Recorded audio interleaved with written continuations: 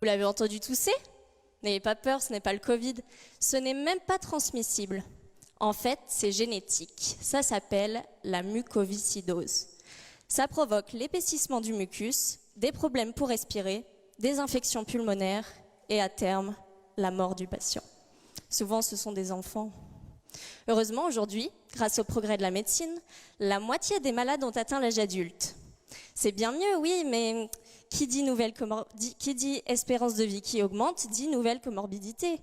Ils ont, en plus de leurs problèmes pulmonaires, du diabète, des troubles intestinaux et des problèmes osseux, rien que ça. Mais alors, en quoi cette maladie qui provoque l'épaississement du mucus est-elle aussi responsable d'un déficit osseux? On ne comprend pas pourquoi. Jusqu'à présent, les études existantes utilisent des animaux ou bien des cellules venant de biopsies d'os de patients. Vous voyez le problème, je suppose? Outre l'aspect éthique, travailler sur des animaux, ça ne représente pas vraiment ce qui se passe chez l'humain. Et prendre des bouts d'os à des pauvres patients qui ont déjà la mucoviscidose plus de multiples fractures, est-ce qu'on les aide vraiment? Non. Le but de ma thèse, c'est donc de développer un outil qui puisse générer pour chaque patient des cellules osseuses à partir d'une source accessible. Pour cela, j'utilise la reprogrammation cellulaire.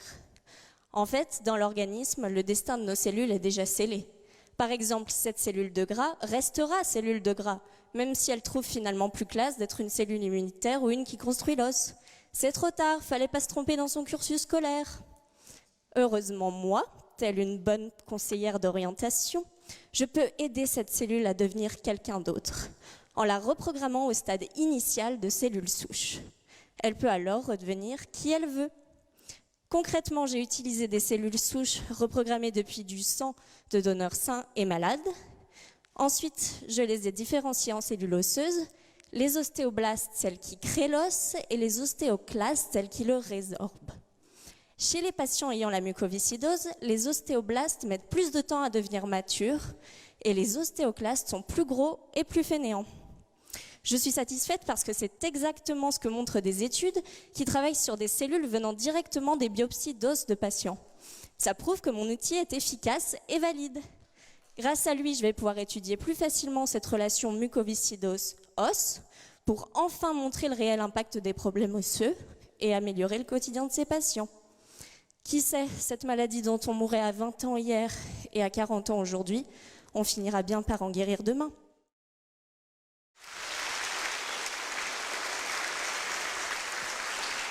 Claire